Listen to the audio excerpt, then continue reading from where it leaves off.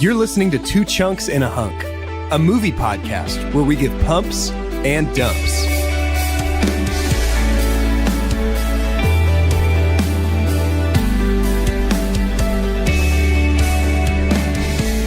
Hello and welcome to Two Chunks and a Hunk. My name is Jordan Wonders, and this week I'm your chunk. I'm Doge, and you still don't understand what you're dealing with, do you? The perfect organism. My structural perfection is matched only by my chunkiness. And I'm Carter. Something has attached itself to Hunk. We have to get him to the infirmary right away. Well, Carter, Nice. you're the Hunk. That's me. Why? Because it's my movie. But why though? And y'all forgot my birthday.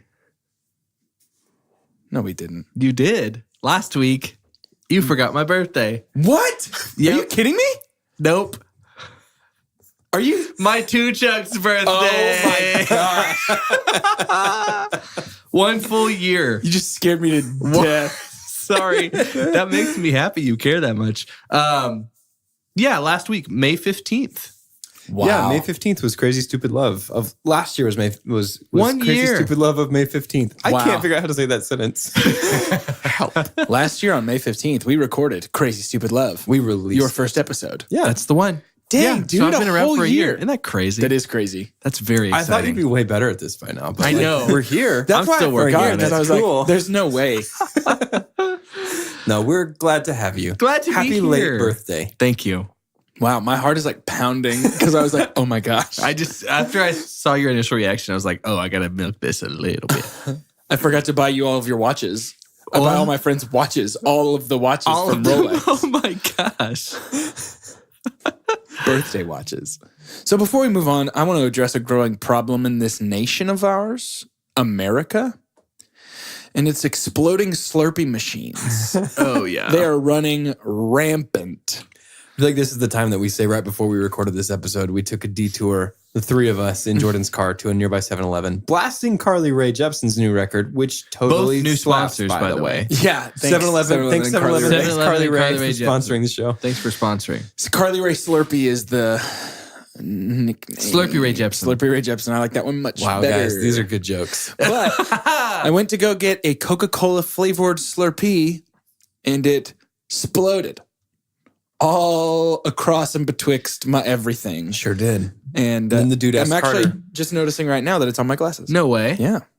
And then the dude asked Carter if he wanted a lighter for To open up my to open his Coke. my So, Coca-Cola. Could not. bizarre experience all around. He could not It has fathom been. wanting something Yeah. other than a lighter. Do you know what else has flamethrowers and spewing liquids? No. Wait, yes. What a segue. This movie that The we're about movie to talk we're talking about, Jordan. Oh, yeah. Lead us into that part. Because I do this. And that movie is, of course, Alien. Oh, man. Are you excited, Carter? I'm very excited. I am too. I just realized that it's dark around Casa de Chunk. And we're about to talk about a spooky We monster. talk about all the scary ones at night, don't we? That's For true. real. We never record any of those happy Disney movies at night. It's always the scary monster It's ones. always the scary This monster one and ones. Twilight. So this is my part deux. This Part is my deux. Ridley Scott's second film that I've got here for us. So I'm very excited about it. I was watching last night. I'm 30-year-old man. Sure. I don't really know. I mean, 30's not middle age, but 30's not a kid. Like 30 is like a young adult, maybe? I think 30 is ripened.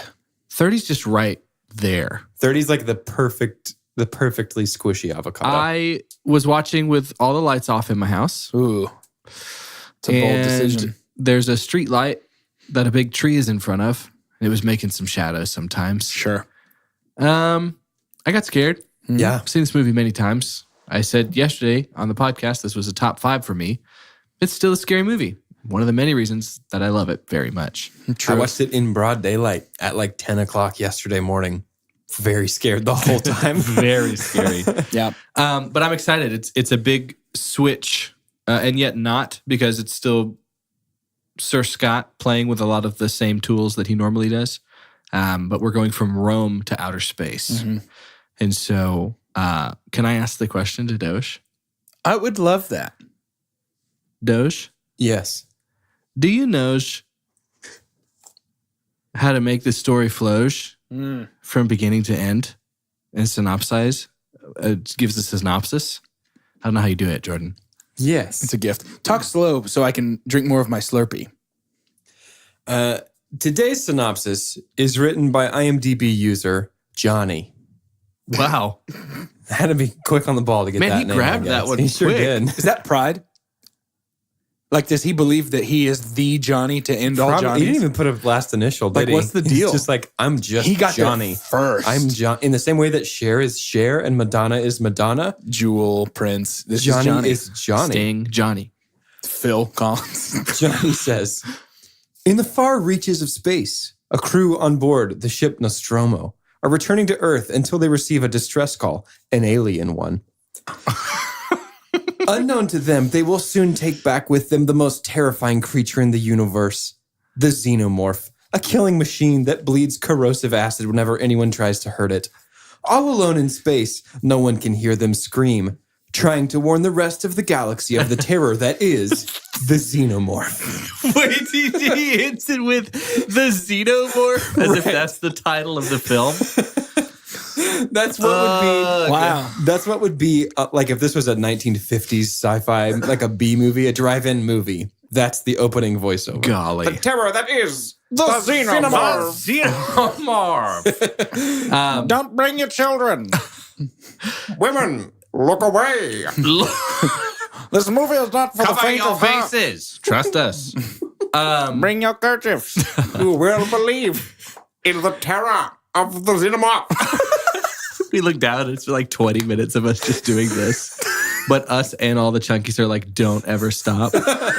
I want to go right into the movie. And it's funny, I'm going to bring up the opening credit because I really enjoy the opening credits. it's awesome.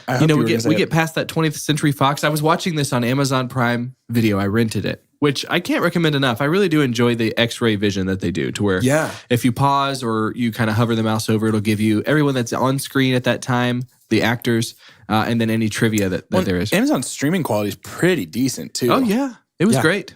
It was great. And so how did you guys watch it? I also rented on Amazon Prime because I could not find a copy of the 4K re-release anywhere. And I did find a copy of that re-release, so I purchased it and I watched it on 4K. For those of you who care about the technical specs of these kinds of things, this is one of the most gorgeous remasters I've ever seen. The color depth is phenomenal. There's a problem on the Blu-ray release of oversaturation, and things looked a little bit like candy. This is gorgeous. The blacks in particular really, really stand out to me. Did they do some sound remastering too? No, this is actually the same mix that was on the Blu-ray. Okay. But it's been cleaned up slightly. Cool. Ridley Scott was given the option to remaster the sound and redo the mix. And he was like, no, I made it sound the way I wanted to for the 2003 Blu-ray. So this is how the movie sounds. Interesting.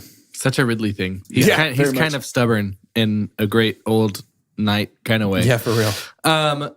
This one won Oscar, and it was for best effects, visual effects. Yeah, so I think that's wildly deserving. Yeah, as that do tracks. I. So these opening credits are really fun. It kind of just starts out as lines, and then they gradually start to give us Alien. It's a pretty cold open. I mean, there's not too many credits unless I was just kind of distracted by the title slowly coming. I wouldn't know if anything else happened because I did spend the entire time guessing which line was going to draw next. Yeah. Yes. Yeah. Even the way that it builds suspense, though, because you know what the title is going to be. Right. But The it's still- xenomorph. It's the xenomorph. The terror Just of keeps the going. xenomorph. But it still builds suspense while you're waiting for that. Like even just that small way. Yeah. So I love For that. sure. Contributes to the atmosphere. So we see so he was inspired by A New Hope, by the way. It was a cross between A New Hope and Texas Chainsaw Massacre for him. Interesting. Makes sense. But we see Nostromo, which is this massive, what did it say it was It's holding? like a freight hauler, right? Basically. Essentially like a semi-truck It's in like space. they're on a tugboat. 20 Kind of. million tons of mineral ore. Yeah, and so it was technically like a mile and a half long. This just massive, massive thing. And we see something like the opening scene I love. This is one of those, I really do love movies in general. Like Drive, like Alien, movies we've brought up on the podcast before that are not like line heavy. Like they're not script heavy. It's a lot of just kind of show don't tell kind of stuff. And so what we see, like when we kind of see these images of the ship, by the way, almost everything that you will see handheld camera work is Ridley Scott. Oh, wow. What? Yeah, so it is Ridley. And so we have them all in their pods, kind of, and they're opening up and they're awakening from, what would you call stasis that? is what they call it. Basically, it's like stasis. hypersleep. Like cryosleep, yeah. Like how many times have you seen that after Alien? A billion. Like that's the opening of a movie. Yep. It's just people opening up from stasis. Sometimes it's like, this is way too early. Sometimes it's like, wait, we're not where we're supposed to be. Right. But they open up and I'll say too, so this ship, Nostromo, the ship that we get to be a part of, was a massive set piece. Yeah. And part of the making of this movie was putting all of these actors in here. And honestly, for several reasons. It was kind of, from the beginning, it was going to be like a B-movie vibe, but that was before they got Ridley Scott. Yeah. They had this, the writer, I think his name was O'Donnell. I can't remember exactly, but the writer of the script, they were looking for all these different directors and actors. And then they go and say, hey, what about this Ridley Scott guy? He's done these British commercials that were kind of a big deal. And then he did this movie, The Duelist. So really, this is Ridley Scott's second movie. Wow. And Ridley Scott said he walked in and he's got just such this calm. And this is like watching an interview from like the 90s. So it's like his 25th anniversary or something. But he walks in with kind of this, how would you say it? Arrogance about him. But he's a storyboarder. I wish you would look up, if you haven't, like any of his big movies, Gladiator, Alien, Blade Runner, especially with Blade Runner and Alien, these sci-fi movies, he storyboards every scene. Interesting. With detail, with color, lighting, all that kinds of stuff. And he walked in with the storyboards of what his idea of it looking like would be. Because they were going to have kind of a fantastical space odyssey kind of look. Yeah. But he said, I want there to be some kind of realism here. Just because we're in outer space doesn't mean it can't feel gritty and dark. And so he walks in with the storyboards, and within a few days, the budget for this film goes from $4.2 million to $8.4 million. Jeez. So he credits his storyboards to doubling the budget. Wow. And so a lot of it was on this set. Really confined space. You would be able to walk around this entire ship. It's not separate pieces. It's one piece. So they would have, and it's also inside of another like hangar type studio thing. So they really don't know what time it is. Like they're kind of being put into these situations that make them uncomfortable. There's a lot of stuff that we'll get into later about how they kind of rag each other on and kind of got on each other's nerves genuinely. But we open up and we kind of start to get to know them a little bit. Before we pass it. Oh, go. The set is my super punch. Oh, cool. For this movie. Yeah. The ship, the Nostromo, feels real in a way that I don't think many other sci-fi sets have been able to do. Yeah. As I was watching this, I was thinking of like something like the new Star Wars movies or like Guardians of the Galaxy, and this ship feels tactile in a way that those don't. Like I could touch this ship and I could walk around in this ship. I think it reminds me a little bit of, did you guys see Moon with Sam Rockwell? I never saw Moon. Yeah, I watched it the other day by myself. Fantastic. Really good? Really, really good. I like Sam Rockwell. It's that element, and I can't think of another sci-fi movie recently that has done these extensive practical sets like this, but that's just something it really, I don't know, I think everything in this movie serves to heighten the drama and heighten that feeling of suspense, but having it in a real interactable place, I think probably affects that in the most big way. Yeah, I mean, because there's stuff that you revisit, like you go back into the infirmary and you kind of do these other things too. So I love that. Love the set. I was talking with a guy, shout out to Taylor Vieger, a guy that I had kind of known of, but got to meet really well over this last weekend. And we talked movies, and he loves Alien. He loves Ridley Scott. He played a video game that is on the Nostromo.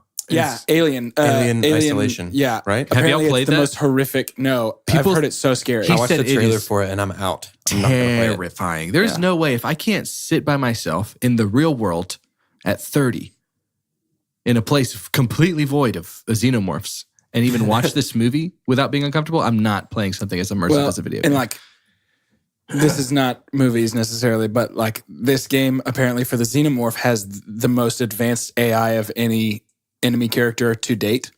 Wow. And it it learns patterns. No. And you can't like hide from it in the same way 2 times back to back because it will remember what you did last time. And so like if you run from it and hide in a locker as it comes through a room, and then the next time you encounter it, you hide in a locker again, it will check the lockers now. Well, we should get it and play it together. Oh, shoot. That would be really We fun. just talked about our corporate retreat. I'll do it. Our company retreat. We should get it and play it together. Let's actually do that. That would be so Yeah. fun. Let's for sure do that. Yeah. But we all have to play? Yeah. Okay. So I love, okay, I don't even know when to, and I guess everyone has had trouble with this with like these movies they love so much. I don't know when to just kind of bring into the story of like how much I think it's throughout. There's just a realism about conversation and everything that Ridley Scott does in this movie, about the setting. You kind of forget that it's outer space because it's just kind of gritty. Yeah, something along those lines that I appreciate a lot about this movie, particularly the opening, is we don't open up, wake up from hypersleep, and immediately go, something's wrong. Let's check the logs. Captain's log. Let's send a message home. And like, it's not a bunch of jargon. The first thing they do is they go eat breakfast and discuss how much money they're going to make. Right. Because this is not a trained set of space marines. This is a hodgepodge group of people who all have jobs to do. Yep. That are just happen to be sharing this ship together as a living space. Feels like the most realistic picture of interstellar travel that I've seen. I mean, you don't expect everybody on a boat to be like, we're on the same team for sure, and we love each other. Just there to get money. It's not a military vessel, you know what I mean? And I think I love that it starts kind of what you're talking about of just, they'd wake up and they'd be starving. Yeah. So they're they just all eat. chowing down. Yes. And by the way, John Hurt does a really good job of waking up from stasis and then just kind of showing that he's miserable a lot of the time. And it's kind of because he was. Sometimes on set, and later when we put them in those space suits, it would get up to 106 degrees. Wow. And what they forgot to do with those space suits was give them somewhere for the air to get out when they're breathing. So they fainted several times. Oh my goodness. So they were legitimately just pretty miserable in the making of this movie. Wow. But they would say later that there came a time, and seeing the passion of this rookie director, that they were like, I think this is going to be a big deal. It's worth it. Yeah, this is worth it. So we've got everybody eating around. We get to know several characters a little bit. Dallas is there. Lambert, Ash, Parker. Kane. All of these, when these characters were originally written, they were pretty gender neutral names because everybody goes by their last name. And so they told Ridley and the casting director that just plug it in however you want. It's going to be 7 people. That's really cool. Yeah, I thought it was really cool. And then we've got all of them together. They ended up with 2 women. And then one of those, in a Ridley Scott kind of way, is the protagonist. Yeah. And so that is Sigourney Weaver as Ripley. And Ripley, this is Sigourney Weaver's first like feature film. That is wild. She is very young here, but Sigourney Weaver has this way of being perpetually the same age for me always. Right? She was 29 at this time. And so her and Ridley Scott, she said, kind of had this connection. Is like, all right, we're jumping into this thing together. Yeah. That's and cool. I wish I had more people that I would look at that were new at things and be like, okay, let's do it. And then it just becomes and you're the both output like becomes Alien. Turns out something you're both like this. amazing. So everybody's kind of getting back into their positions. We're starting to see some of the roles that they play. Parker and is it Ash? No. Ash is Ian Holm. Bilbo. You're right, Bilbo. First of all, didn't even put that together. Really? That's crazy. Yep. So we have our 2 guys that are working kind of the engineering. They're a little bit of everything. They're the handyman. They're the one that are trying to fight for having some more monies. Yeah. So they kind of go down. We've decided that they're kind of looking at their trajectory, right? Like how far have they gone? And we're not where we should be. We're not where we should be. Something's happened, and they're trying to figure that out. And then do we want to jump straight to when we start to hear the distress call? The distress call. So the distress That's the first call thing is we hear, The distress call is what pulled them out of stasis. Okay. Mother Gotcha. woke them up when the ship received the Yeah. distress That's right. call. We had the distress call. So sorry, it's Brett and Parker are the 2 that are Brett. Yeah, down that's there. the one I couldn't remember. Brett Harry and Parker. Dean Isn't that a Stanton. country band? Brett and Parker. I love Red those Dirt guys. Road. So we decide, let's do it. I mean, people don't feel similar about this, which I think would happen with any smaller group of people. Right. It's like someone's going to kind of be like, I don't think this is not why we came out here. So in this sense, it was like Brett and Parker are like, if we're going to do this, you have to pay us more. Yeah, this and is they're not kind in our of job description. in jest the whole time. They feel like some comic relief, while it can't exist in this movie, it's just as exhausting. It's just like, okay, thanks, nice try, but this is really dark. Well, and I think that's kind of what I liked is how their attempt at real life comic relief was swatted down and was like, okay, yeah, let's play your game. Nobody gets paid if we do it your way. Yes. So, and I'll go ahead and say it too. What was almost my super pump, the way that Ridley Scott did this, and what's fun is he kind of he didn't luck into it. He definitely had some skill that he would continue on and become who he is today. But he just kind of tried some things and was really, when I mentioned his arrogance and kind of stubbornness, he was like, this is going to go well. I'm just going to do it this way. And a lot of actors said that this had never happened for them, but instead of giving them a script, what he did is he gave them about 5 or 6 pages each of their past, of their history, of their background. So Harry Dean Stanton, who plays Brett, said, I read about my parents. I read about what my dad did. I read about all this stuff, how I got this job, how I found the Nostromo job. And Ridley Scott basically said, we're going to put you in these situations. There's going to be some lines, but I would prefer a lot of this happen organically. What? And that you just deal with what's happening. That's never why heard a lot that. of the stuff that would happen is he would never tell them what was going to happen. And especially, I think I can see that in Parker. I really, really buy that with Parker. Yeah. He did a great job with that. Yeah, his dialogue felt really reactionary. Yeah, very much so. He definitely leaned into that style. But they decided that they're going to have 3 that go down to this planet. So the distress signal has come from a planet that they say is not very big, but it seems kind of big as far as planets go. I don't know. I don't know. But we've got Dallas, Kane, and Lambert are going down. So that's John Hurt, Tom Skerritt, and Veronica Cartwright. So they're going down, and we're going to check this out. And then we have some of the first artwork of Geiger. So Geiger is this artist who they showed his stuff to Ridley Scott because Ridley Scott wasn't going to make this movie. He said it wasn't going to be a legitimate movie. He said I could have the cast, I could have the setting, I could have the story. If I don't have the monster, it's not going to work. Yeah. You can almost imagine some early concepts are worth looking into too because it's kind of gross. It almost looks like a bigger version of the roach type guys from Men in Black. That's funny. Hey man, that was what the monster could have been. Interesting. Glad it was not. But it was Geiger, who is the first credit that you'll see. Is he Swedish? Zurich is where they picked him up. Okay. So I think so. Because he also designed the alien race that they first found, the giant alien. Yes. Yeah, the jockeys is what they call that. He designed all that stuff. Anything that looks like it is somewhere between engineering and life. Yeah. Does that make sense? I can't figure, architecture and organic substance. The walls and the inside of the alien ship and all that stuff, that was all him. That is all him. And so they see the ship, and the ship itself is just so gigantic and haunting. And now we've even got our 3 that are here that are I don't know if we should go in there. That's where the signal's coming from. But they decide to do it. And so they go into the ship, and we get to see them walk around. And the first thing that they come upon that's just really huge, besides those long halls that just look like they're alive, is this jockey, this massive thing that Ridley Scott would later use for, a big plot point of Prometheus.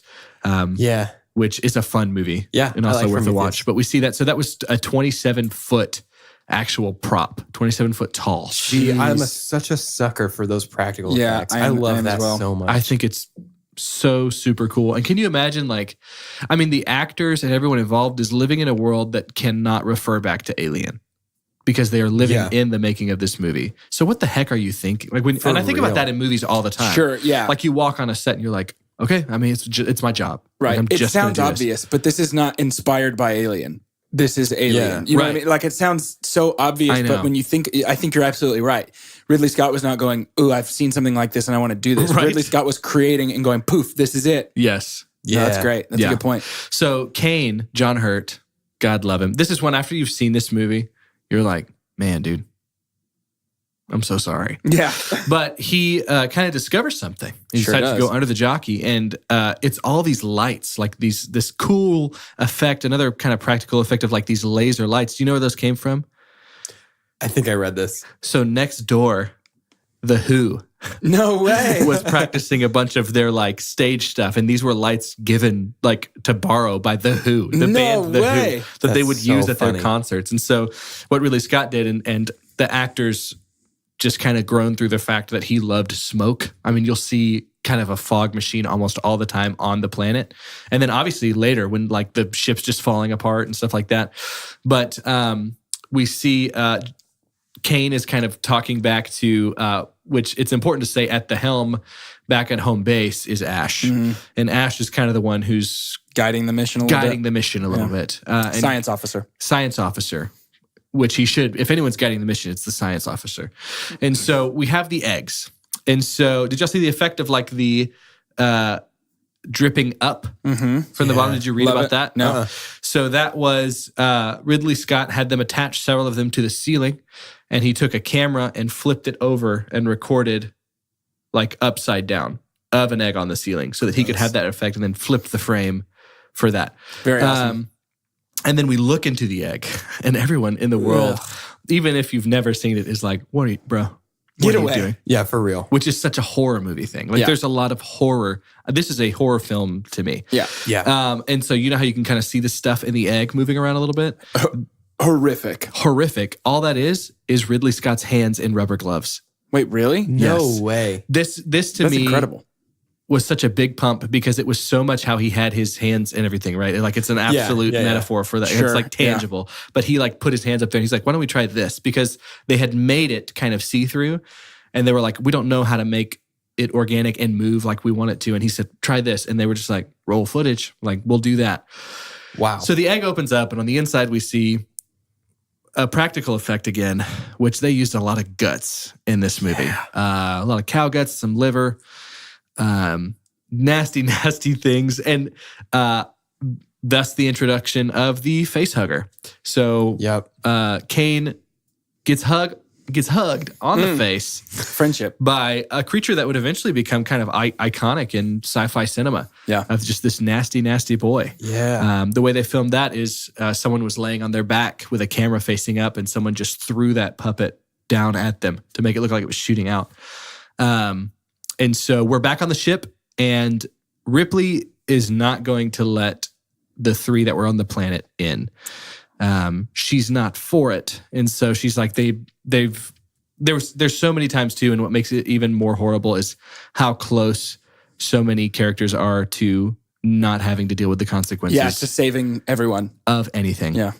And I think this is the moment where Ripley breaks away. And for me, I remember the first time I ever watched this was the moment where I was like, okay, she's our protagonist. Yeah. This is the first time we see her operating in any way in opposition to something that's happening. Yep. Dallas and Lambert are like, let us in. We need to get in right now. Yeah, Kane's gonna die. We have no idea what's happened. And that effect too of like his helmet with that like an anyways, all the way through. So Ash decides I'm gonna let him in, right? Out of the goodness of his heart, because he wants Kane to survive. So they let them in, and I guess the next thing we will go to is in the infirmary. Yeah, when they decide they're going to cut off this helmet. Close up of the face hugger, and it's breathing on his head. That's one of the most disturbing scenes I think in the film of cutting it open and just opening it to have that thing, and then its tail wraps around his neck a little bit. I think in many ways the face hugger is more grotesque and more frightening than the xenomorph. The xenomorph is, I would say the same, is a more frightening presence. But as a creature itself, the face hugger is way more like frightening to me. And I've read something somewhere where Ridley Scott talked about a lot of what he was interested in with face huggers and the way that they like created the xenomorph and a female protagonist, that a lot of the relationships he was talking about was like gender reversal of like I read that too. A female protagonist in a largely male-led movie where the male is the monster is created by impregnating a male. Yeah. And like the male is forced to give birth to this monstrosity. Like it's a very interesting and uncomfortable dynamic shift. That I think lends itself to a lot of brilliant. The way he taps in, it feels so scary because it's such a, I don't know, it feels like a maybe perversion is the right word, but just this is just wrong biologically. It is unnatural. Yeah. And I think any movie where something like this is going on and the only reaction I have is just, no, thank you. Yeah. I'll pass on this one. Yeah. That means you've done a good job. Yeah. So we've got them performing the surgery on the other side. I think with Kane, it's Ash and Dallas in there, and then everybody else is kind of waiting in the wings. And Lambert, the girl who was on the planet, she's in there with Parker, and they're just kind of looking through the glass and are very uncomfortable. And then Ripley walks in, and then Lambert lays one on her, like a very like hits her in the face. That was real. And so every time she was trying that, Sigourney Weaver would duck. You're supposed to slap her. Sigourney kept ducking and anticipating it and stuff. And this actress says that Ridley Scott just said, "Hey, you need to surprise her."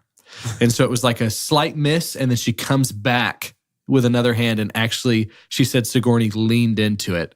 And so she's like, I felt bad. I actually hit her really hard. And then they have a tussle. Like, Sigourney kind of reacts. And the whole time, which is just it was just divine. This kind of fell into place. But like for Sigourney Weaver, for this to be her first movie, she talks a lot about how intimidating this was for her. Oh, I bet. Everyone else was big actors. I mean, John Hurt is on set. Like all these actors. The guy who plays Parker was going to be Lando Calrissian. Did you know that? No way. But then he was afraid Lando Calrissian's character was going to get killed eventually and he would never get another job. He'd be like, I'm only going to be known as Lando. Wow. I mean, what else has Billy D done? That's true. He was kind of right. But yeah, so they would pick on her, especially him. I need to look at that actor's name again. The guy who plays Parker, Yaphet Kotto. So he would pick on her really bad. And there was even moments where he would tell her, like, you're actually not the captain of this ship. Like, you've come in here and you really shouldn't be in this role. We're afraid you're going to make what's going to be a good movie really bad. Jeez. We're afraid that you're going to screw this up. And so Sigourney Weaver's got this chip on her shoulder the whole time. Some of it's fabricated. Some of it ends up not being because of how miserable they are. Yeah, wow. And some of those things culminate into actually getting cocked in the face by one of your no kidding. Like fellow actors on stage. But they decide to kind of put him in the pantry. I mean, they just kind of put Kane away because they start to try and cut on this thing. And it drips death juice. Death juice. Another really cool effect of it kind of just going all the way through this One of my favorite scenes is chasing it all the way down. It's so and they intense. keep going down level and level, and they're like, no, this way, this way. And Dallas is like, don't get under it, don't get under it, don't get under it. And so it kind of screws up the ship a little bit. Yeah. So we have that, put him away. And then there's some conversations. Let me know if I'm missing anything during this time. But we get a call from Ash to find out that you need to come see this. You guys need to come up back to the infirmary. They're like, is he okay? He's like, he's doing better. You just need to come see. So they come up and John Hurt's character is kind of rubbing the back of his neck. Mm-hmm. They ask him what he remembers. They're like, dude, oh my God. Like, how are you doing? And oh wait, what was the scene where they're looking for it, right? That's after that. That's after that. Okay. I think so. Yeah, it is. Yeah, gotcha. So they're kind of asking him how he's doing. And he says, like, I just remember having a really bad dream about basically being smothered. And so they're like, well, yeah. Yeah, dude, crazy. What a crazy dream. Pretty crazy. Let's have some dinner. Let's have some lunch about it. So we start to eat. I'll never forget what he's eating because I'm always trying to let myself know like what happens next. But John Hurt's eating some spaghetti or some ramen. Yep. And kind of starts to cough a little bit. Everybody reacts shocked except for Ash, who's just kind of like, oh, watching. Interesting. And then I just feel like I've been talking most of the time. Does anyone else want to talk about what happens next? I do, really badly, actually. Go for it. Because this is my super pump. This scene is probably the most iconic of this movie. Easy. I think. Yeah. And I think it's iconic for a reason, and it's because it is visceral and horrible and awesome. Yeah. And unlike anything that had happened before or kind of since for the most part. Yeah, right. And most importantly, this is the birth of our titular alien. So in this scene, Kane does a full 360 Michael Jackson spin move and drops backwards onto the table, being lowered by his friends, who are all very concerned. Yeah. And then screaming and writhing in pain, one final time he arches his back, starts to bleed from the chest, and out the shirt, out the rib cage, out the skin, pops the face that will haunt us for the remainder of this movie. This is so scary. It's a lot here. Yeah. Out pops baby Xenomorph, who, by the way, apparently... Yeah, right. Baby Xenomorph, Apparently they grow very quickly. But baby Xenomorph pops out, not happy, and bounces. Just scuttles across that table. I mean... Dump on the scuttle across the table. Yeah, it doesn't look great. Doesn't look great. Doesn't look so good. It's essentially... and gone. But the chest bursting scene... Yes. It's my super pump, and for a couple of reasons. One is how iconic it is. 2 is how scary it is, and it's the birth of our Xenomorph. Yep.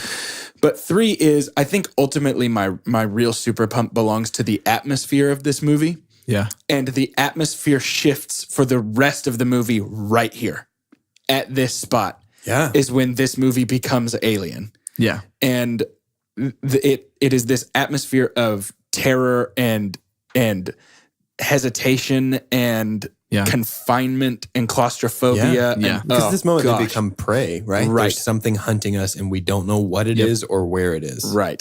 Yep. And for them to film that scene, really, it was just John Hurt's head and arms through the bottom of that table.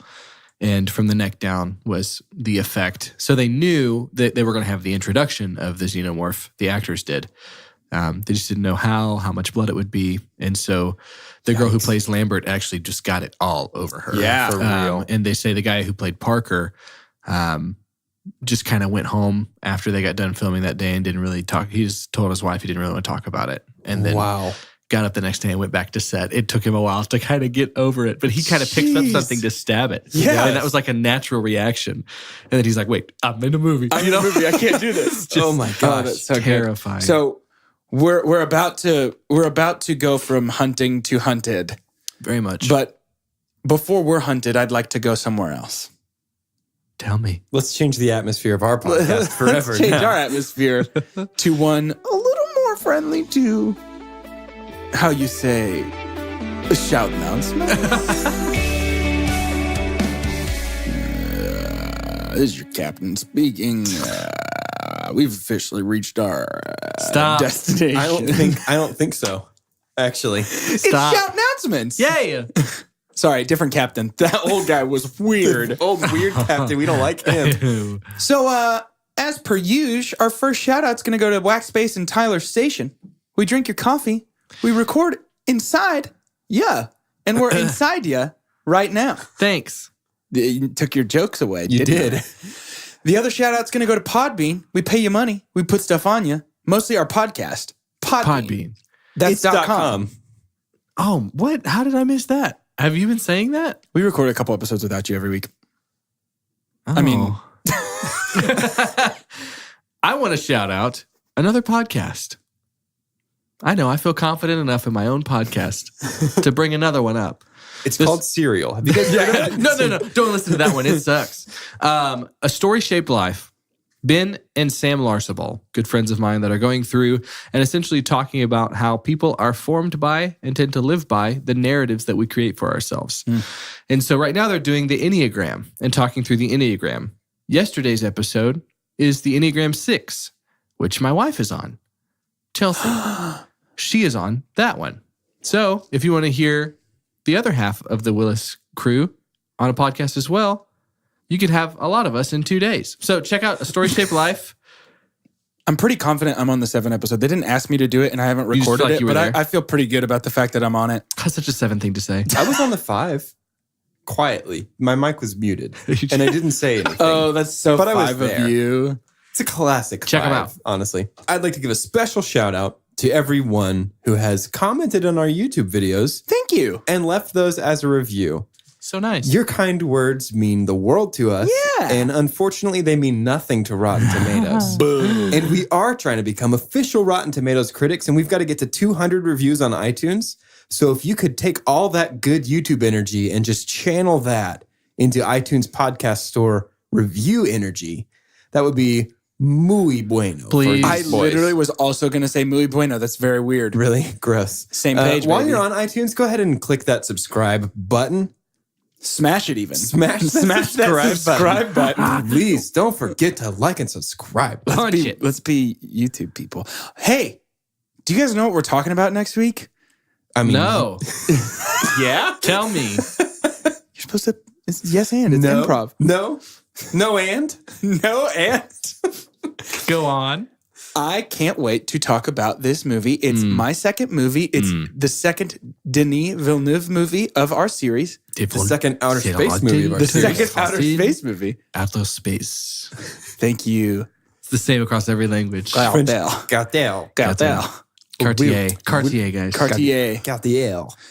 That movie is Arrival, and it's coming at you real quick. Yeah. So check it out. Please watch it. I want everybody in the world to watch it. Please watch it. I don't really want everyone in the world to watch Alien. I mean, if you don't, like, if it's not for you, that makes sense. Show it to kids. It's funny. That's really mean. Don't show I it to watched kids. Predator way too young, and it freaked me out. Before you leave Shout Announcements and head back to your big scary spaceship with a monster on it, I want to share something with you guys, my two co-hosts. This is something that I think will make your day. Okay. So I was doing my daily Wikipedia readings. Bar. And I happened upon the Wikipedia page for celebrity. Would you like me to read the definition? Are you going alphabetically or what? Really? Yeah, I was going alphabetically. I read every single A and B word and most of the C words before I got to Finally made it to celebrity. Yeah. Celebrity is the fame and public attention accorded by the mass media to individuals or groups or occasionally animals, but is usually applied to the persons or groups of people themselves who receive such a status of fame and attention. So the important thing to learn from that definition is that celebrity is applied by the celebrity themselves. Upon hearing you read that full definition, I don't think that's what it's saying, but yes, I'm on board with this. I don't think that's what it's saying, but if you believe enough, then I think we can call ourselves celebrity, can we not? I love it. I would You love heard to. it here first. We're celebrities. And guys, what's the one thing that celebrities do? Spend money when they shouldn't. Ooh, I am a celebrity. The other thing celebrities do is hang out with other celebrities. Yeah. So what do we got to do? I think we need to hang out with somebody famous. We're going to get a famous person on this podcast? And we need your help to make that happen. So here's the deal, guys. Because it can't just be us. I can't express how low our standards are right now. For real. Yeah. Are in. But here's what we are proposing. Marriage to you, all of you. And then after that, what we want is we want you, our fans and listeners, to put us in touch. This is so dumb. With the most famous person you have a connection to. Please. Let's do it. The most famous person you know. Whether that's somebody who owns your local Chick-fil-A, whether your dad works for a news, if you know an athlete. An actual famous person. Jesse Awuji, if you still listen, we would love to hang out with you. we'd love to hang Kind out. of even separate from the podcast. If you just want to kick it sometime, I would love that. Please. Actually, we'll go on record right now in the middle of this announcement to say this announcement. Jesse, if you want to go see Fast and Furious Oh my presents gosh. Hobbs and Shaw with us, we're really down for that. For our second podcast birthday. October Yay. 10th, 2019. I promise I won't forget this one. What are we going to do, Doge? We're going to interview a famous person. Woo! One of the famouses that you put us in touch with, whether that is the ghost of Ronald Reagan or the guy who owns every Best Buy in DFW, we're going to interview him. Just the most famous person we can get. The That's our bar. most famous person that you can get. So the way that you submit your famous for our consideration is you send us an email at 2chunksandahunk@gmail.com. We need this. Yeah, and when we say consideration, let's be very clear. We mean the answer is probably yeah. Yeah, for real. For sure. I just know we're going to have to vet through. Like, what if we get a really famous person in August, September rolls around, and there's someone more famous? Sorry, August guy. We are. What if, I mean, I don't want to, but I'm willing to send Cher an email and tell her, sorry, we're going to get Ellen on the show. Do we? Yeah. Oh, shoot. I would love that. Do we intentionally cap out if we hit anybody who's connected to Fast and Furious? Do we officially say we're done there? Maybe. If they were on screen, yes. All right. I love that. Okay. That's our ceiling, friends. Amazing. Chunkies, you can make it happen. Pretty much only you, actually. Pretty much exclusively you, because we don't know any famous people. That's true. But we might be 2, 3, 15 separations away from a real famous person. Send a man. Send a man. It's your old captain speaking again. We're going to be hitting some turbulence, heading back into the clouds. We are back. We're back.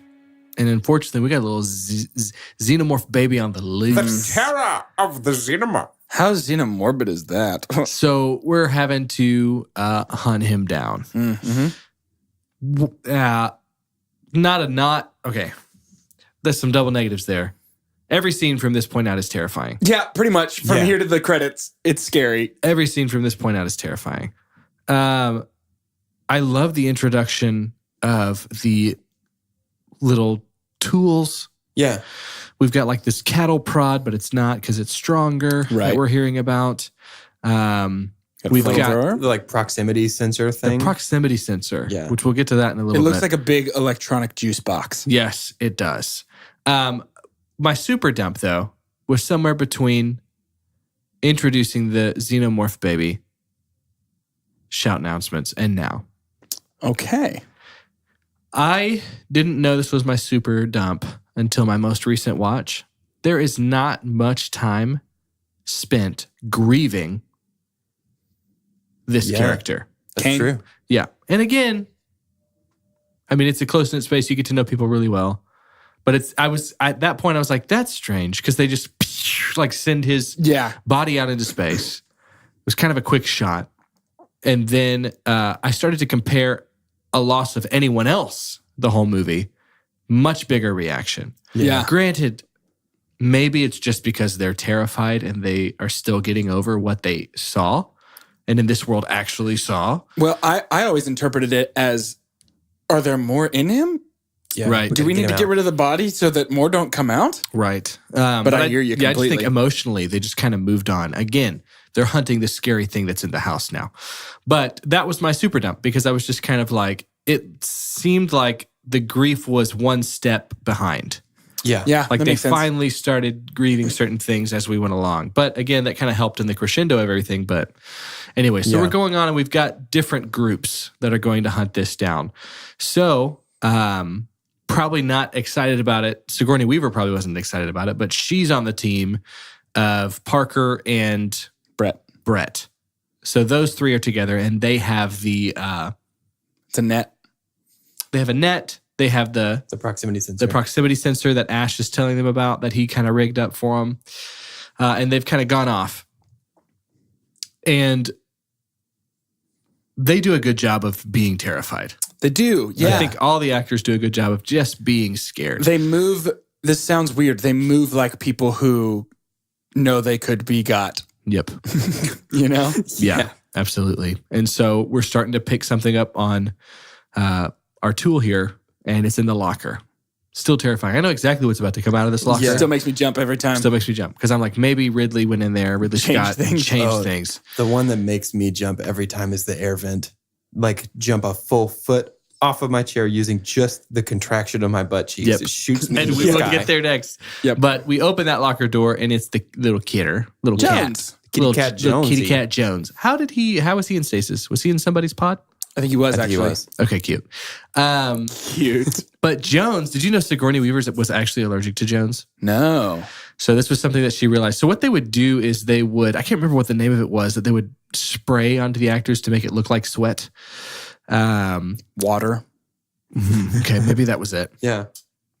But there's a scene where Sigourney Weaver is holding Jones. She starts kind of like breaking out and turning red and stuff. And she thought it was the stuff they sprayed on her. Then she's like, oh no, I'm allergic to the cat. Ridley Scott has 4 of this same cat so that they don't have to deal with PETA or anything like that. I can't tell him I'm allergic to this cat, or else they're going to kick me off. You know, like the kind of stuff that when you say to yourself when you've got a new job or something. Right, yeah. So that was just kind of something that she was dealing with. But it's the cat. Maybe she should have taken a Xeno drill. Probably. That's good. No, it isn't. I think it's a chewable. Xenodrill will not protect you from tongues going through your face. True. Xenodrill will not protect you from the terror of the xenomorph. So we move on from them, and much like a good horror movie, you don't have much time off. No. We come over to the other crew, okay, and we've got Dallas in the vent. Mm-hmm. Mm-hmm. This is my super pump. Yep. Okay. This is Ridley Scott at his finest of just taking something and affordably, like, and just making such a dense experience. I don't know how else to describe it, but I think that's right. How did you take a grid that had 25 squares and put 2 dots on it and make it and so make intense. that so terrifying? For real. And that played such a big part to it. But editing, how it followed Dallas around, the different angles we would get, those apertures that made the worst noise when they close, like all of these terrifying things. And then we start to see Dallas freak out. Did you know that those apertures were a metaphor? That when they close up like giant metal buttholes, similar to the way that mine does for most of the time I'm watching the second half of this movie. I was in. Still am. Hey, but at least we got the phrase giant metal buttholes on our podcast. Yeah, we That's did what it. I've been dying to figure out Yeah, how if to you're playing Two incorporate. Chunks and Hunk, bingo. Hey, winner. But Dallas is terrified, and everybody's doing a really good job of being very uncomfortable right now, especially Lambert. She's to the point to where it's annoying. It's just like like full on terror. but she just cannot deal. The So actress sells that really well. she seals it and sells it really, really well. She's just like, So did we jump over Kane in the room with all the chains? we did because he's hunting Jones. We did. Before we do that, we'll go ahead and off Dallas. Yep. Because Dallas is like, okay, well, I guess I'll go up this ladder. When everybody's just like, just go. And he turns back around one more time. Oh, man. Ta-da! I jump every time. Yeah, Every I single also do. time. I forget every time. Xenomorph in the vent right there. Terrifying. Which like something that big and that small of a space gives me the heebity jeebities. Yeah. Certainly. I mean, good grief. Certainly. The actor that they found for this was this like 7'1" dude Yeah. who had like really skinny arms. Have you ever seen the picture of him without the head on, Yes. just smoking a cigarette, Yeah, just sitting so in his weird. costume? Oh, it's so and funny. so what they would try and do is, because we're going to see the alien again when we have him with our friend in the chain dungeon. It's true. That's our first shot of the alien. That's our first At shot all. of the alien. And so Ridley Scott intentionally kept them from seeing this creature. Oh, man. The creature itself has only 4 minutes of screen time, the entire movie. unreal. In any, starting with, not the face hugger, but starting with the Chest, little guy. The actual xenomorph. 4 minutes, which that's what makes it really scary. That's a Jaws thing to me, Yes, honestly. exactly. Which, by the way, the chest scene was considered, Bravo had done in like 2004, the 100 scariest scenes of all time. The chest scene was number 2 Wow. to Jaws number 1. Yeah. Wow. The first time that we see Jaws Yep. was considered number 1. But yeah, Ridley Scott would keep them away from that. It had its own little pod when they would put all the prosthetics and stuff on it to kind of keep it away. Also, that guy couldn't sit down because of that tail, so they had made swings everywhere that he could just kind of sit in. That is so funny. Really cute. I would love to see the Isn't that xenomorph cute? just swinging on a little I want swing. anything that makes me not as scared of Alien this. is so cute right now. I didn't know. Between Jones and the pod and Yeah. Probably the cutest movie I've ever seen. Silly- Xenomorph Swing. Isn't that a Coldplay song? Yes. Xenomorph swing? Yeah. Poor Brett has decided to try and get Jones, the cat. And just the scene, all these sets are great. This is all Geiger stuff. Actually, no, a handful of the stuff that was Nostromo was another artist. This was a guy who kind of did, practically would design spaceships. It's something that doesn't exist, but he would make it function. That's cool. But we're walking through actually a few parts of the ship here, and just the juxtaposition of how terrified everyone is, and all he's doing is like, Jonesy, Yep. meow, meow, just through all this terrifying stuff. He is playing to a T the trope of the character who has yet to fully understand the threat of what is happening. Yeah. So he gets got with kind of deceptive chains Gets chomped. hanging down. Oh, man. He That gets shot chopped up. of the xenomorph up in the chains. Not fun. And then Parker is looking up, and the boy. blood is mixed with the water now. Not good. So the kill count now, we've lost Kane, we've lost Brett, we've lost Dallas right after that. Dallas. And so now we have Ripley is just trying to figure stuff out, and she's really freaking out. And so she's done with everything. We can see that she's kind of been noticing Ash being weird for a long time. Like, why did you open the door when I was trying not to let that thing in? Why are you doing all these things to let it happen? So she says, hey, here's the deal, dude. I have override. I have access to Mother. I'm going to talk to her myself. And Ash is just kind of not reacting and kind of reacting. But anyways, Sigourney Weaver goes in Ripley's in there and she starts typing. And this is feels iconic in itself of just the green font, just kind of. It's vaguely 2001. Yeah. Very much. The AI not cooperating kind of a thing. Yeah, vaguely. And then she does an override because it was like the science officer's eyes only to find out that they had redirected. There was a whole new mission now, and that the entire risk crew was fully known. The entire crew is expendable.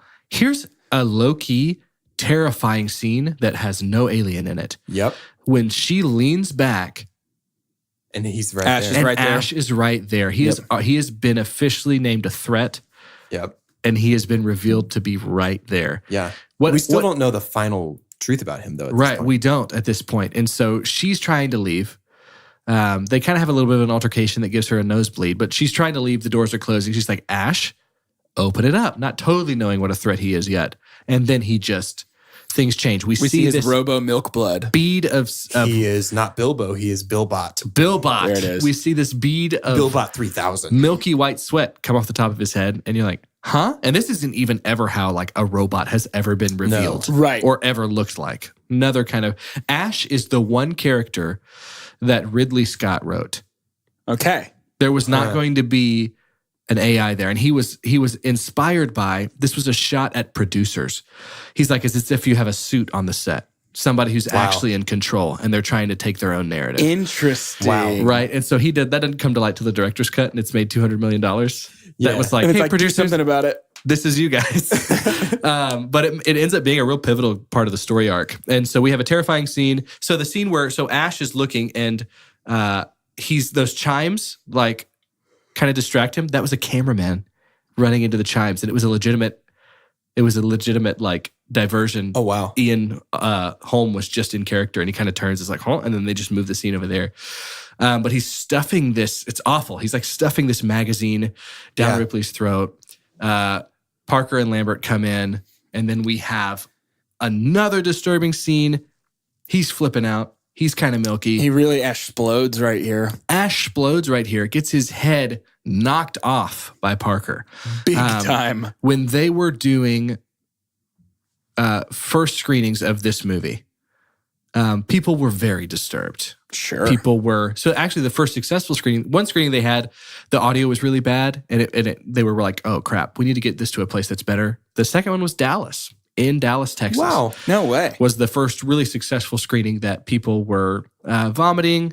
A guy who was working at the theater that was in the aisle, and Usher passed out at this point when Ash's head gets knocked off. And they said one of the terrors that they didn't expect was any woman that was watching the movie that had a child before, the chest scene was something even worse. The birth, to kind of see that was just this kind of like connected, like this is the most disturbing thing I will ever see. But anyways, Ash has been revealed to be a robot. The effect is kind of good. Ridley Scott hates the scene where it moves from fake head to Ian Holm's actual head under the table. It's a little rough. I feel like it still mostly holds up. Yeah, he was like, I had to push through, and I wasn't gonna. Yeah, we couldn't redo it. So that's been revealed. Once we're to real head, it looks great. Yeah, the transition is a little tough. Those for me. entrails are spaghetti. No way. Clear marbles and bad caviar. Oh, spoiled caviar. That's right. What? Yeah. And so he's got, and his last line before they just torch him is, "I wish you the best. Like, good luck out there. Like this thing's basically indestructible." Yeah. Which and I know what we're not talking about right now is the sequel movie Aliens, and think whatever you want about that movie, it's okay. But we get the counterpoint to Ash. We get Bishop in Aliens, and it's so much fun to see the difference between these two characters and how awesome Bishop is versus how horrible Ash is. Yeah. And so it's scenes like this with the curse of knowledge, knowing what comes later of like, you could have been so awesome and you were awful. Oh, it's so good. So good. Ripley decides we're going to blow the ship. She's like, I'm the captain. We're blowing the ship. We're going to get the heck out of here. And so they're collecting a lot of tanks to get ready to blow the ship. And it's Parker. It's coolant, right? Coolant, I think, maybe. Yeah. Parker and Lambert are together down there, and Lambert has seen something Could Lambert have been a little louder with those tanks, do you think, maybe? Right. I think to me, it feels like a blind terror of like, I'm just getting this stuff. Going. And No, I completely agree. I can't process but what's the whole happening around scene, me. all I'm thinking is if I'm Parker, I'm like, stop. Yeah. Stop it. And Parker's just screaming at her to like, get out of the way. I'm about to blast this thing. You need to get out of the way. And they're both just to a halt, can't move, terrified. We don't really see how they die. We don't see how Lambert dies necessarily. We just see a reveal of Sigourney looking in and seeing how they died. Someone asked Ridley Scott, like, how do you picture the alien killing Lambert? And he said, I pictured the alien trying to stuff her through a vent that was way too small for her body. Jeez. Ridley would have a lot of ideas too that never made it to screen because it would have been literally rated X. It was the first cut was very bloody and it ran at about 3 hours long. Ooh, I want it. Yeah, I'll watch it. Yeah, emphasis on the Texas Chainsaw Massacre inspiration that he had. So both of them are dead, and the only ones alive now are Jones, Ripley, and the Xenomorph. Yeah, this is peak Alien. Absolutely. Yeah, this is the best part of the movie. Easy. Absolutely. And so she's kind of shutting everything down, and it's taking so long. It feels like it's taking so long for like the override and all this kind of stuff to get into the ship that's going to get away from this massive Nostromo type thing. And she's getting away from the alien, shutting all these doors. Stuff's blowing up. She's grabbed.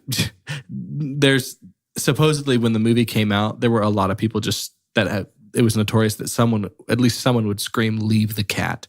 Really? Leave the blanking cat. Just don't even don't go back and get Jones. That's not her. That's not Ripley. That's not Ripley. And so she has kind of shot away. We see it in the background. A pretty fun explosion in space to hear the countdown from Mother. It goes on for about 6 hours. It's like 3 or 4 explosions. It's a long explosion. And so we're chilling. Spacesuit's been Roll credits, right? Pretty hot. And so all is well. The way this movie was supposed to end, or the way Ridley Scott wanted it to end, was that Ripley would discover that the Xenomorph is on the ship with her. It would kill her. Jeez. And then because it had learned Dallas's voice, it would send out a basically what her final scene ends up being of all the people that died. And be like, come pick us up. Yeah, that would have been awesome. Oh my gosh. Yeah. That is bleak. Just so bleak. It's up there with Keller just dying, right? Keller was supposed to like not even have any chance in Prisoners of like any kind of redemption, but super bleak. And they were like, really? No, thanks. Let's have a hero. And so this scene of her quietly she's noticed it's there, right? It's just kind of chilling. And that's my super dump. Okay. Hey, this is my super dump. Nice. It's there and it's just kind of chilling. Yeah. There's not really any explanation for why he's looking goofy and sleeping I over believe there, it like laying is down stuck. over there. That feels lame to me. Me that too. He's stuck. Me too. But my understanding is that it had tried to crawl into the escape pod through a vent, not realizing that the vents were smaller than the vents on the Nostromo and was stuck. That's my understanding. But there is no explanation. Right. Yeah. That's the thing. No, which is my super dump. That always stands out as weird to me. Is like, what perfect organism, like designed for killing, apex predator, gets stuck Taking in a hammock cables. nap. Like, what's going on? Everybody has a bad day, you know? Yeah. That's how I always saw it. No. Had a bad day. American Idol, 2001? What's happening? It had a bad daily. And I guess Harpoon. Is that what we're going to say? yeah. Is that how she kills it? I'll call it a harpoon. Harpoon's that bad boy. It out of the spaceship, closes that door. This is the sequence in which the alien suit doesn't work for me. Looks like a rubber. It's clearly a dude in a rubber suit when he's outside of the ship. And that's what Ridley Scott was trying to avoid a lot of the time. That's why you would just have like just fractions of a second. Yeah. But Love the way it dies. yeah. Yeah. I was satisfied with the death, but I see that with you guys too. I'd dump on him just kind of laying in the side. Yep. And so she's just got Soul Survivor. She sends a message back to anyone that can hear it and just goes to sleep. And now I really want to watch Aliens. Yeah, it is, I do too. It is a tough, immediate fall. We watched Really? Aliens right after we finished Alien. I haven't seen it in years. And it's so fun, but it is an action movie. I mean, it's James it's been a minute. Cameron You now. know what I mean? So, yeah, you don't expect nuance. It's James Cameron at this point. Some of the writers the Queen looks for awesome. Alien said that really Alien is the only one that was a horror movie. Everything else is kind of an agree with action that. adventure. Well, and I will say it is funny. At the very beginning of Aliens, she looks at Jones and she goes, "You're staying here this time." Nice. Nice. And then she's like, what are we, some kind of aliens? Some kind of aliens, the second one? What are we? Yeah, that's roll credits. That's it. If you turn up the volume really high, right there at the end of the credits, you can hear an egg opening. No way. Yuck. Gross. I bet, and it's just occurring to me now, if you go back through this episode and tally up the number of times that I have said no way this episode, I would be very embarrassed. Would be the final result. Somebody give us that number, please. Oh, please don't. It's time to rate this movie using science, the one that Ash tried to use to destroy mankind. The scientific cinema scale created by us for movies, and it is perfect and as follows. The best thing we can ever say about a movie is own it, don't lend it. Buy that poster. The next thing, that's going to be buy it. And then rent it. That's followed by stream it, and then forget it. And last, but certainly least, the worst thing we can ever say about a movie. God hath forsaken us. Buy the poster. Alien for me, as like a lover of film. This might have been even before I was a lover, and it like helped me get there. Just had me look at the future and fiction in general kind of a different way. I had always loved how gritty, and it was kind of cool to compare this to Gladiator and what he did to Rome. It's like it's not the feeding of grapes all the time. And for Alien, it's not, outer space isn't everyone's wearing white and having a good time. Like outer space is still your life, and your life still sucks. And so it's just so very good. And, this is the one that Mr. Scott told me was one of his favorites too when I said that to him in Oxford in the cemetery. That's still the craziest. We talked about Alien. I just love it. I think I could not believe that this was his second movie ever. Yeah, that's pretty wild. And Alien is also, and will be even by the end of this series, the oldest movie we've ever reviewed. Yep. And nothing about this movie, well, not much about this movie makes it so dated to make it feel really old. And I think that's just because he paid so much attention to detail with the gloves and the egg. He's using the handheld camera. Yeah. He's writing histories of these characters. Everything felt very intentional and very thoughtful. Much so buy the poster for me. Yeah. I'm also going to give it an own it, don't lend it, buy that poster. Alien to me is a masterclass in the slow boil. Yeah. You know what I mean? There's the story of if you put a frog in a pot and slowly boil the water, the frog's not going to know that it's boiling and it's going to boil itself to death. I don't think you realize that the water's boiling until the chest burster scene. And then at that point, the water's too hot for you to get out. Yeah. That's such a good metaphor. Yeah, that's a good call. And morbidly appropriate. Yeah. It's easily a own it, don't lend it, buy that poster for me. For my taste, for the things I like, it's pretty close to perfect. Yeah. I think everything else I could say about it has been said. It's for real. So good. Did y'all ever ride, it's not even there anymore, but at Disney? Disney World, yeah. No, I didn't. I was there once when it was still open. Me too. And I was far too young to even dream about getting on it. Well, what's so mean is it's taking you through like movies. It's like Singing in the Rain, Wizard of Oz. Oh, it's kind of dark. What's all the fog everywhere? And then there's a point to where you have your boat and you're in Nostromo and you're like going in the water, and it's like Sigourney is like a little animatronic, like looking around with the flamethrower. And then just this tail drops. Nope. Right above you. No, thank you at all. It's the most terrifying thing. So you never really see the xenomorph on that ride, but I saw enough. And that part of it only lasts like 30 seconds, but no, thank you. That would be big oopsie bathroom for me, I think. Not even into big it. time. No, thank you. So next week, make sure you tune in because we are talking about another alien-related movie. Yay. Arrival. And luckily the bad dream is over. Like the worst part. The scariest alien. The scary alien times it progressively is going to get less scary. Yes. That is funny. Thank goodness. It gradually gets lighter hearted, I think, which is fun. Yeah. I love that we're tackling three directors' takes on first encounters with aliens. Yeah. Like, I think that is so interesting to see the different interpretations. I'm really excited to keep going with this. Maybe. What if I surprise you guys and I pull out The Adventures of Tintin for my second Steven Spielberg movie? That would be terrible. Do really like that movie, though. But that's not the one. You'll learn about it next week. To end today's episode, I would like for us each to say our name and a funnier body part to pop out of for the xenomorph no. than the chest. For Two Chunks and a Hunk, I'm Jordan Wonders, and I'm going to say the butt. For Two Chunks and a Hunk, I'm Doge, and it's butt for me. And then I'm butt. Carter, and I'm going to say, you know what? I'm going to change. I'm going to say the butt. Oh, good I hadn't one. heard that I one like yet. that twist at the end. That was great.